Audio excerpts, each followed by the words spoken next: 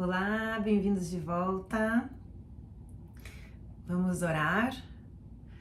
Papai do céu, muito obrigada pela tua palavra. Ela é tão linda. Eu amo tanto a tua palavra, Senhor. Muito obrigada por ter deixado tanta sabedoria escrita para que a gente tenha acesso a um pedacinho do teu coração. Obrigada, Senhor, e nos ajuda a compreender com profundidade a tua mensagem e que a gente consiga aplicar nas nossas vidas hoje. Amém. Então, no vídeo passado, nós vimos a conversão de Jacó. Ele lutou com Jesus, teve seu nome mudado para Israel e só depois, então, disso ele teve a bênção que ele tanto queria. Quando esse momento termina, ele volta a encontrar com sua família, que ele tinha já atravessado, e no rio Jaboque, e ele vê seu irmão Esaú chegando. E a gente começa a observar algumas mudanças em Jacó, já, imediatamente após a sua conversão. Vamos ler o artigo 33, então, tentando identificar alguma alteração no caráter de Jacó. Eu identifiquei 3 coisas importantes e nós vamos ver também uma atitude muito bonita de Esaú. E vamos tratar um pouquinho sobre esse assunto hoje também. Então vamos lá, capítulo 33 de Gênesis. Jacó estava observando a estrada e viu quando Esaú se aproximava com seus 400 homens. De imediato separou as crianças, deixando-as com Lia, Raquel e as 2 escravas. Pôs as escravas à frente de todos, depois Lia e seus filhos, e por último Raquel e José. Ele foi adiante deles, e à medida que se aproximava de seu irmão, curvou-se 7 vezes, em sinal de respeito. Mas Esaú correu ao seu encontro e o abraçou e beijou. Os 2 choraram. Então, Jacó orou, pediu ajuda a Deus, mandou os presentes, fez tudo o que ele podia e foi. Ele tinha que passar por aquele local onde Esaú se encontrava para poder chegar à casa de seu pai em Canaã. Ele tinha que passar por ali, ele tinha que enfrentar seu irmão e se preparou espiritualmente para isso, pediu ajuda de Deus e foi. E uma grata surpresa o esperava. Seu irmão o abraçou, perdoou e deu tudo super certo. Esaú olhou para o grupo à volta dele, as mulheres e as crianças, e perguntou: quem são esses que estão com você? Jacó disse: são os filhos com os quais Deus se agradou em me abençoar. Já está dando o reconhecimento de suas bênçãos a Deus, né?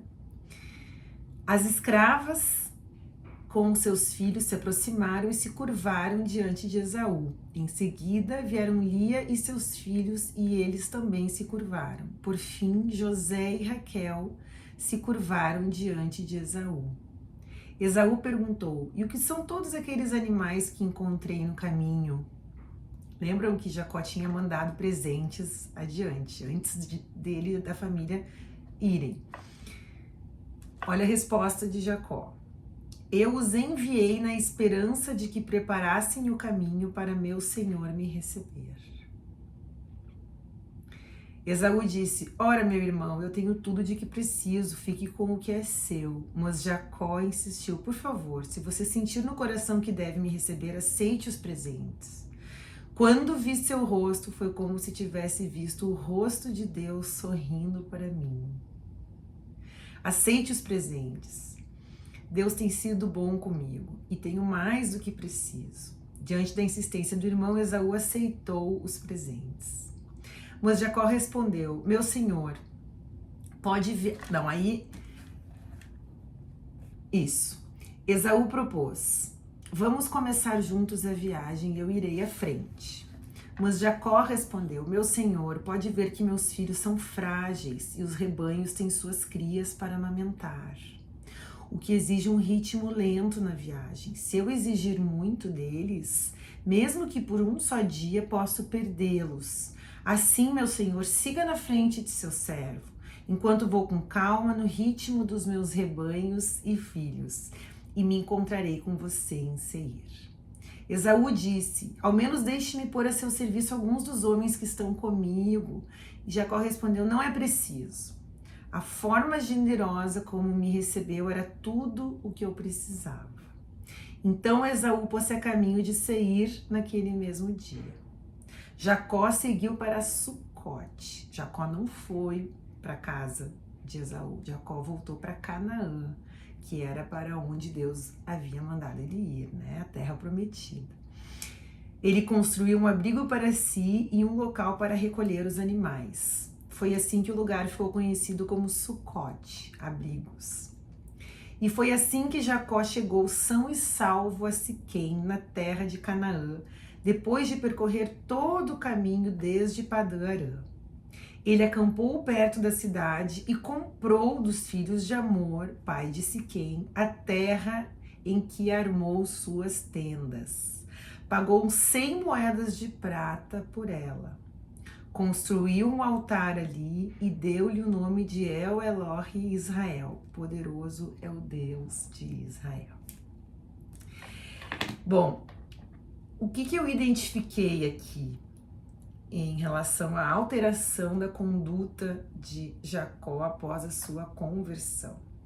A gente tinha visto que antes da oração de conversão, ele mandou todos os seus pertences e seus familiares adiante e ficou para trás orando.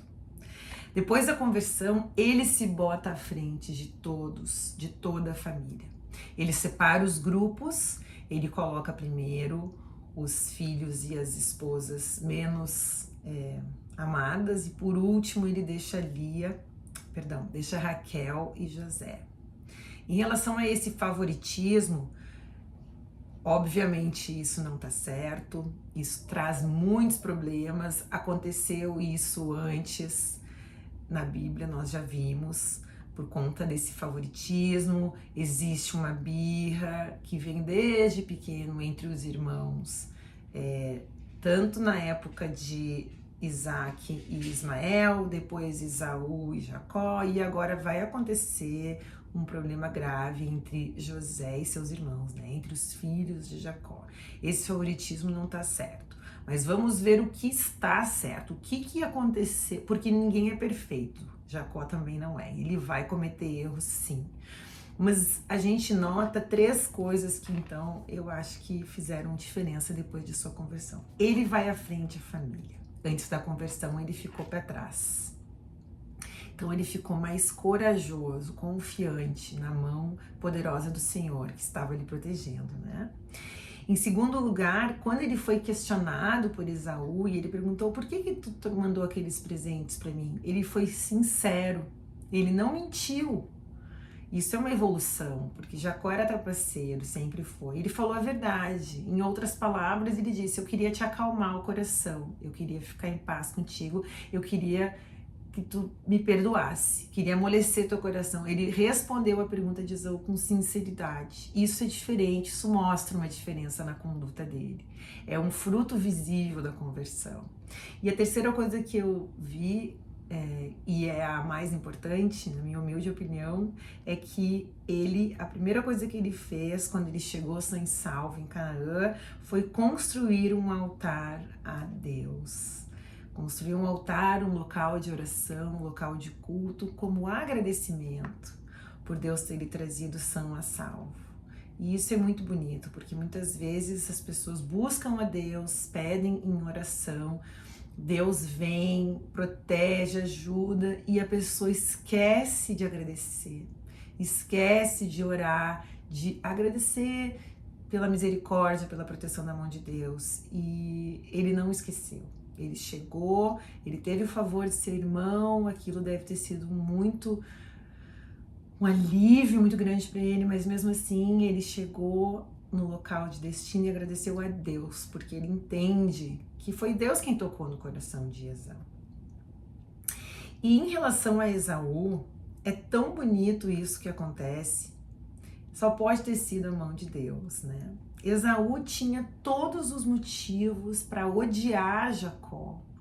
Jacó mentiu para o pai, quando o pai dos gêmeos foi dar a bênção cabia a Esaú, que havia nascido primeiro, era o primogênito. Mas Jacó se vestiu de Esaú e passou o pai para trás e pegou a bênção de Esaú. Esaú ficou com tanta raiva que ele prometeu que mataria Jacó, e Jacó fugiu. Passaram-se 20 anos, e durante esses 20 anos alguma coisa aconteceu, porque Esaú não quer mais matar Jacó.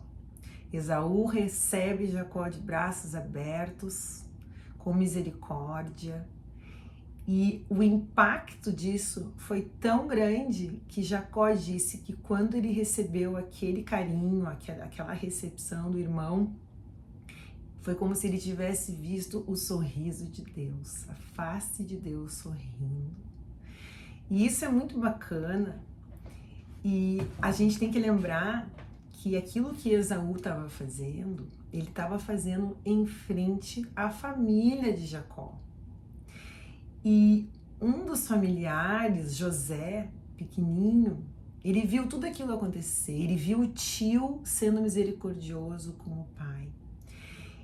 E aqui a gente vê uma ligação entre o último capítulo de Gênesis, capítulo 50, e esse pedacinho aqui do 33. Porque depois a gente vai começar a ver, a partir do capítulo 37, a história desse pequenininho que está aqui assistindo tudo isso que está acontecendo entre os irmãos, José, o filho até então caçula de Jacó. Depois Jacó vai ter mais um filho, que é Benjamim. Mas José está assistindo todo aquele encontro, estava sabendo que existia uma tensão no ar, deve ter entendido que havia uma inimizade entre o tio e o pai, mas viu a misericórdia do tio. E esse José, que será o governador do Egito, depois de muito sofrer, esse José foi vendido pelos irmãos como escravo, esse José foi jogado na prisão injustamente, esse José, em determinado momento, deu a volta por cima e se viu numa situação de poder em relação aos irmãos. Os irmãos que haviam o vendido com apenas 17 anos como escravo. Depois de 13 anos, ele vira então o governador do Egito e os irmãos vêm pedir socorro porque havia terminado a comida em Canaã. Os irmãos foram ao Egito. E José, com o poder que ele tinha nas mãos, poderia ter se vingado dos irmãos, assim como Esaú poderia ter se vingado de Jacó. E José, a gente vai ver isso com Agar, ele não se vinga, ele perdoa, e ele termina essa história lá no finalzinho dizendo, né, que o que vocês fizeram de mal para mim, Deus usou para o bem. E é o sorriso de Deus, né? O que é o sorriso de Deus? É quando a gente se vê numa situação de poder, no sentido de poder se vingar ou prejudicar alguém que nos prejudicou. A gente tem uma lição muito importante sobre isso aqui nesse encontro. Porque às vezes todos nós vamos sofrer, vamos ser passados para trás, vamos ser traídos por amigos. Muitas vezes pessoas vão nos fazer mal, familiares, conhecidos, colegas, e algumas vezes, se não muitas, Deus vai nos testar, vai nos colocar em situações em que a gente vai ter poder de influenciar a situação dessa pessoa que nos fez mal, poder influenciar positiva ou negativamente, poder ajudar ou atrapalhar. E quando isso acontece, a gente está vendo aqui que o que Deus espera de nós é que a gente ajude, que a gente perdoe aquele inimigo. E esse pedido que Deus nos faz, ele vem como promessa. Se a gente fizer o bem, se a gente perdoar os nossos inimigos, se a gente fizer o bem ao inimigo, a todos os que nos fizeram mal, Deus promete que vai nos recompensar.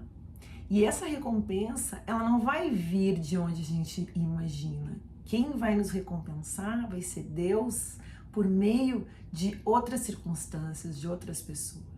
Então isso nos ensina que a gente não deve se arrepender nunca por ter sido bom para quem nos fez mal. Porque são sementinhas que a gente planta e que vão ser colhidas. Deus anota tudo o que acontece e Ele é justo, Ele está vendo. Se a gente fizer o bem e aquela pessoa não nos retribuir, alguma outra nos retribuirá. Então isso é um ensinamento muito bonito para que a gente haja como Esaú, até porque além de Deus nos recompensar, nossos filhos estão vendo como a gente age e estão aprendendo. Eu acho que Esaú fez um impacto muito forte em José, porque um dia José, no futuro, vai estar na mesma situação em que Esaú estava, quando ele teve o poder de se vingar de Jacó, e ele agiu da mesma maneira que o tio agiu. Então, alguns versos importantes que têm relação com essa história, para a gente levar no nosso coração. Um deles está em Lucas 6, 27. Olha o que o Senhor Jesus nos diz. Eu digo a vocês que estão me ouvindo, amem os seus inimigos e façam o bem para os que odeiam vocês. Desejem o bem para aqueles que o amaldiçoem e orem em favor daqueles que maltratam vocês. Se alguém lhe der um tapa na cara, vire o outro lado para ele bater também. Se alguém tomar a sua capa, deixe que leve a túnica também. Dê sempre a qualquer um que lhe pedir alguma coisa. E quando alguém tirar o que é seu, não peça de volta. Façam aos outros a mesma coisa que querem que façam a você. Se vocês amam somente aqueles que os amam, o que é que estão fazendo demais? Até as pessoas más amam as pessoas que as amam. E se vocês fazem o bem somente para aqueles que lhe fazem o bem, o que é que estão fazendo demais? Até as pessoas más fazem isso. E se vocês emprestam somente para aqueles que vocês acham que vão lhe pagar, o que é que estão fazendo demais? Até as pessoas más emprestam o que têm para receber de volta. Façam o contrário. Amem os seus inimigos e façam o bem para eles. Emprestem e não esperem receber de volta o que emprestaram. E assim, vocês terão uma grande recompensa e serão filhos de Deus. Façam isso porque Ele é bom também para os ingratos e maus. Tenham misericórdia dos outros, assim como o Pai de vocês tem misericórdia de vocês. Então, o Senhor Jesus, Ele comanda que a gente faça o bem, mesmo quando é difícil. Então, perdoar é o primeiro passo, mas ajudar é um passo maior. E quando Deus nos coloca numa situação assim, é um teste que para a gente poder passar, a gente tem que orar, não é fácil ajudar um inimigo, mas Deus nos condiciona e nos promete recompensas. Essas recompensas a gente pode ver, por exemplo, em Zacarias, no livro de Zacarias 9, capítulo 9, verso 12. Ele diz assim: prisioneiros, voltem para sua fortaleza, voltem todos os que ainda têm esperança, pois vou lhes dar 2 vezes mais bênçãos do que os castigos que vocês receberam. Então, isso é uma promessa de Deus em Zacarias. Em Jó, a gente vê, Jó sofreu muito, nós vamos, se Deus quiser, ler todo o livro de Jó. Jó era um homem muito bom, ele foi testado por Deus, ele sofreu muito, ele perdeu tudo. Mas no finalzinho da história de Jó, a gente lê: depois que Jó acabou de orar pelos seus 3 amigos, que não tinham nada de amigos, o Senhor fez com que ele ficasse rico de novo e lhe deu em dobro tudo que tinha tido antes. Então ele orou por amigos que tinham feito muito mal para ele. Ele pediu que Deus abençoasse eles e mostrou assim que ele havia perdoado os inimigos e pediu a bênção deles no momento em que Deus deu a ele tudo em dobro. E por que Deus quer que a gente faça isso? Porque Ele quer que a gente tenha fé nele, que a gente acredite nele. Se eu acredito que Deus é bom, é justo, se eu acredito que Ele vai me recompensar, eu não preciso me vingar de ninguém. Eu sou bom com todos aqueles que cruzam o meu caminho, até os meus inimigos. Se precisarem de uma carona, se precisarem de dinheiro emprestado, se precisarem de um ombro, eu não vou negar, eu não vou dizer, não vou te ajudar, porque quando eu precisei, tu não me ajudou. A gente não deve fazer assim. O jeito de Deus é esse. Perdoa o inimigo e ajuda ele se ele precisar. Empresta ou doa dinheiro para um familiar se ele precisar. Ajuda um amigo que te traiu, porque Deus vai te recompensar e vai te recompensar em dobro. Então é isso. Capítulo 33 terminou. Próximo vídeo veremos o capítulo 34, um capítulo difícil, acontecem coisas bem difíceis, mas de tudo a gente tira uma lição aqui na Bíblia. Fiquem com Deus, até o próximo vídeo.